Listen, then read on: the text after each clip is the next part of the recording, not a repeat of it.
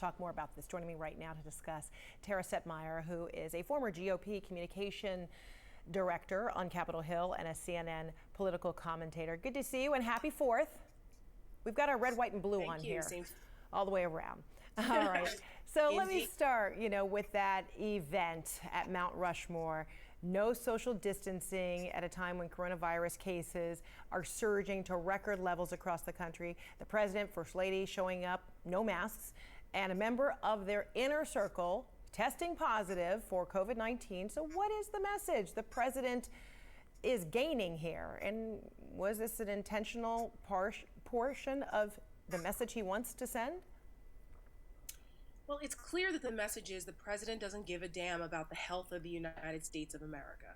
He has gone out there and been intransigent when it comes to setting an example of wearing masks, which has been the unequivocal direction of medical experts, including his own government, including now his own vice president. Members of the Republican Party have finally come around and are pushing that we need to wear masks. There are 125 plus thousand dead Americans now in this country.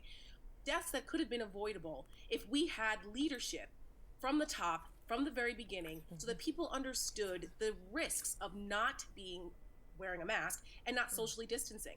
I just spent a couple days down the shore in New Jersey, my home state, and there was no social distancing on the boardwalks, at the outdoor restaurants. And as a matter of fact, there were outdoor restaurants there that had Trump signs proudly displayed in their parking lot as a sign somehow of a political statement that wearing a mask, not wearing a mask, they're proud of this. So you see a direct correlation. Yes, you see a direct correlation. So, absolutely. So then what's behind the president really digging in on whether it's don't wear a mask, even though he said, in a Fox interview that he's worn one, he looks like the Lone Ranger, he's okay with it. But, he is digging in on the fear-mongering, this divisive, factually incorrect information that we saw on display at Mount Rushmore, and really under the auspices of being patriotic. It couldn't be any further from that.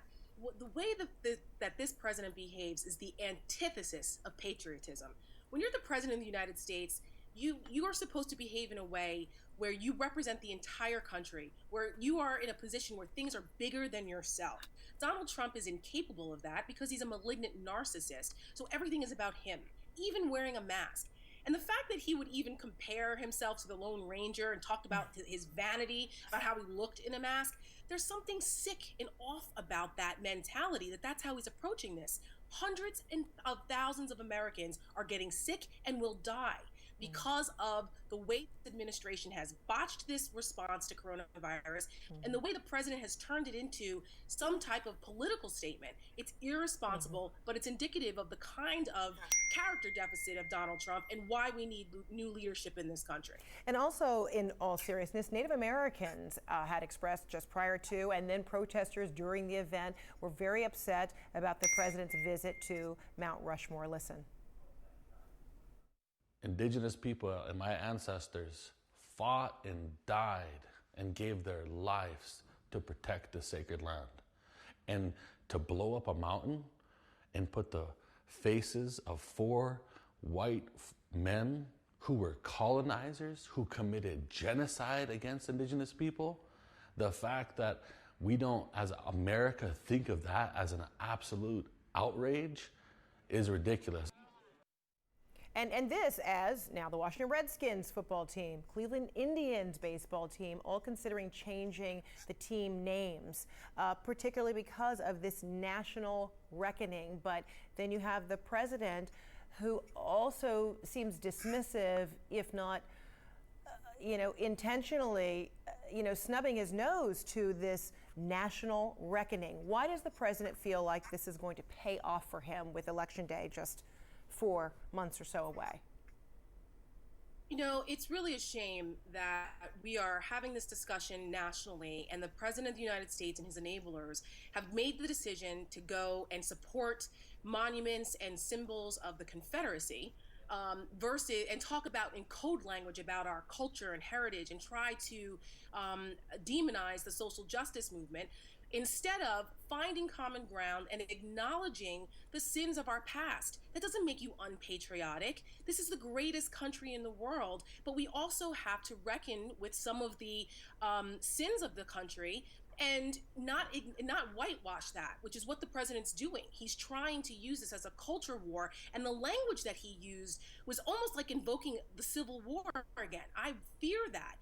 And on 4th of July, instead of bringing a unified message, instead of using a tone the way that President Biden did in his ad, where he acknowledged our founding fathers and those heroes and that proud heritage, but also acknowledged their flaws. There's nothing unpatriotic about that. I come from a family where we celebrate 4th of July very proudly. My grandfather was a World War II veteran, a police officer, a fireman, and he marched in every single 4th of July parade from 1947 until his very last parade in 2016, where he passed away at 90 just 10 days later, which is the picture behind me, where the police department wheeled him along the parade route because he was such a proud American. There are many Americans like that, like me, who look at this holiday and look at our country and are very proud of it, but we also recognize the flaws. The fact that this president can't do that is really disappointing and infuriating. You know, I'm biracial, and the country is changing. The dynamics and the demographics of this country are changing, and a lot more people are going to look like me. And this president is stoking fear and cultural division because the country's demographics are changing. So this message that he put forth, and the propaganda about us versus them, that is something that is a dying message, and it's shameful that the Republican Party has turned to this messaging instead of taking this opportunity to find common ground and unity. And that's why, like the Lincoln Project, for example, we put out an ad called "The Flag of Treason," where we were talking about how the symbols of the Confederacy are something that we should not be proud of. We should talk about them and condemn them. And the president has decided that that's the hill he wants to die on. That's the cultural heritage that we need to protect.